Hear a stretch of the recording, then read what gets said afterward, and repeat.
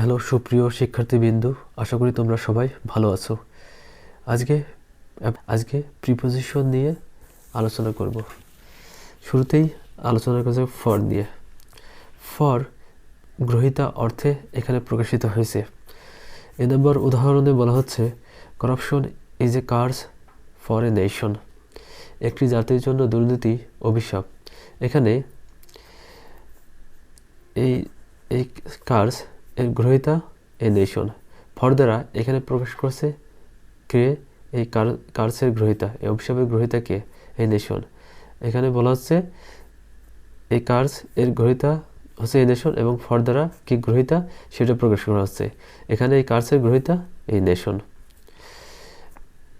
B নম্বরে বলা হচ্ছে there is a gift for you. তোমার জন্য একটি উপহার আছে। এখানে এই যে উপহার গিফট এর গ্রহীতা কে? ইউ। ফর দ্বারা কি গ্রহীতা সেটা প্রকাশ করছে। এখানে আমরা বুঝতে পারছি ফরের পরে যদি ইউ আছে সেটা ইউ হচ্ছে এই গিফটের গ্রহীতা। হিন্ড্রান্স টু মানে বাধা। হিন্ড্রান্স এর পরে প্রিপোজিশন টু বসে। তাই তোমরা যদি পরীক্ষায় বা তোমরা গ্যাপে কোথাও যদি হিন্ড্রান্স পাও, তারপরে যদি কোনো প্রিপোজিশনের প্রয়োজন হয় তাহলে তোমরা হিন্ড্রান্সের পরে প্রিপোজিশন টু ব্যবহার করবা। এই নম্বর উদাহরণে বলা হচ্ছে নিউ রেগুলেশন আর এ হিন্ড্রান্স টু বায়ার্স। নতুন নিয়মগুলো ক্রেতাদের কাছে একটি বাধা। বি নম্বরে বলা হচ্ছে there is a hindrance to development. উন্নয়নে একটি বাধা আছে। এখানে হিন্ড্রান্সের পরে প্রিপোজিশন টু বসেছে। এখানেও হিন্ড্রান্সের পরে টু। তাই তোমরা হিন্ড্রান্সের পরে কোনো প্রিপোজিশন প্রয়োজন হলে তোমরা সেখানে টু ব্যবহার করবা। ইন দ্য লং রান মানে ভবিষ্যতে। এ নম্বর উদাহরণে বলা হচ্ছে he will suffer in the long run for it. এর জন্য সে ভবিষ্যতে ভুগবে, অর্থাৎ ইন দ্য লং রান ভবিষ্যতে সে ভুগবে, অর্থাৎ এই এখনকার ঘটনার ফলটা সে ভবিষ্যতে ভোগ করবে। বি নম্বরে বলা হচ্ছে saving money will be better for you in the long run. টাকা সঞ্চয় করা ভবিষ্যতে তোমার জন্য ভালো হবে, অর্থাৎ সে আজকের বা বর্তমানের ফল সে ভবিষ্যতে পাবে এবং এই বিষয়টা তার ভবিষ্যতে ঘটবে যে সেভিং মানি টাকা সঞ্চয় করা তার জন্য ভালো হবে ভবিষ্যতে সে এই টাকা সেভ করার সুফলটা পাবে। 4 নম্বরে বলা হচ্ছে 4 নম্বরে বাই রয়েছে। বায়ের পরে কর্তা বসে, অর্থাৎ কর্তা যে কিছু করে বা যে করে সেই কর্তা। এ নম্বর উদাহরণে বলা হচ্ছে the book was translated by Karim. Karim বইটি ট্রান্সলেটেড করেছিল।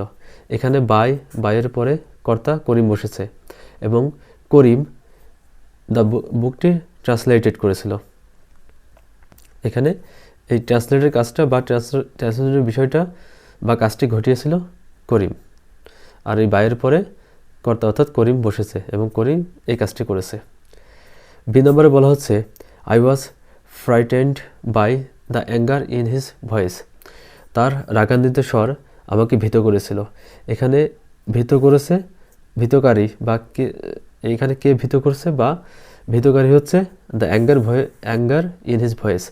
তার রাগান্বিত স্বর আমাকে ভীত করছে এবং এই ভীত করার কাজটি করছে the anger in his voice, তার রাগান্বিত স্বর, এবং এই রাগান্বিত স্বর বসেছে বাইয়ের পরে, অর্থাৎ বাইয়ের পরে কর্তা বসে।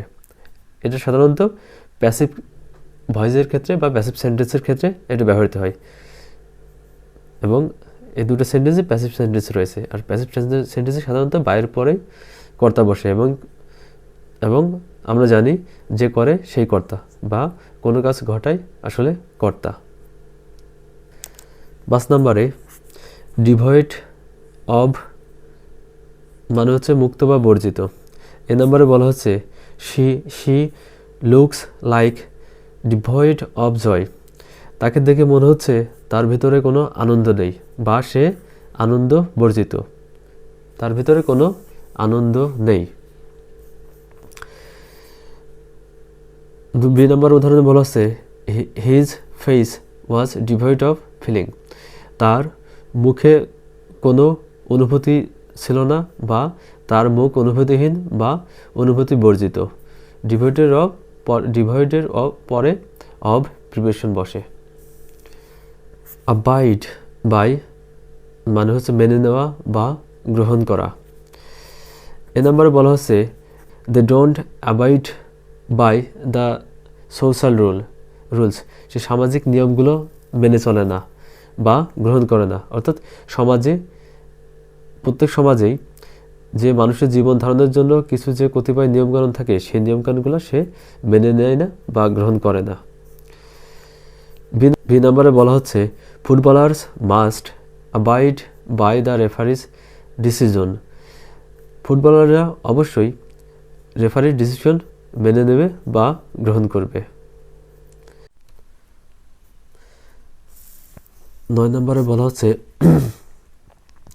9 নম্বরে ফর কারণ অর্থে ব্যবহৃত হয়েছে।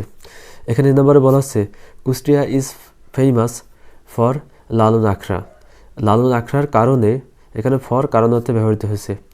লালন আখড়ার কারণে কুষ্টিয়া বিখ্যাত। বি নম্বরে বলা হচ্ছে he gave me a gift for my birthday, আমার জন্মদিনের কারণে সে একটি আমাকে গিফট দিয়েছিল।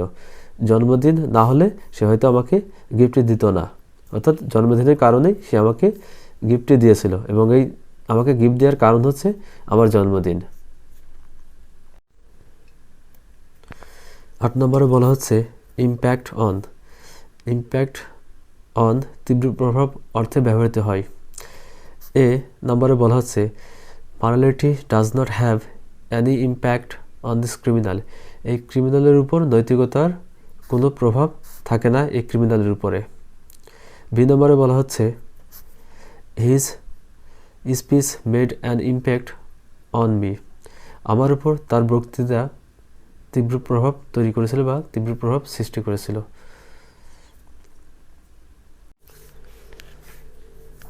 7 নম্বরে বলা হচ্ছে অব সম্পর্কিত বা বা এর। এখানে এ নম্বরে বলা হচ্ছে will you think of me then, তুমি কি তখন আমাকে নিয়ে ভাববে বা তোমার ভাবনাটা কি আমার সাথে সম্পর্কিত বা আমার সম্পর্কে তুমি ভাববে বা আমার ব্যাপারে ভাববে। এখানে অব দ্বারা সম্পর্ক অর্থে প্রকাশিত হচ্ছে বা সম্পর্ক অর্থে ব্যবহৃত হচ্ছে।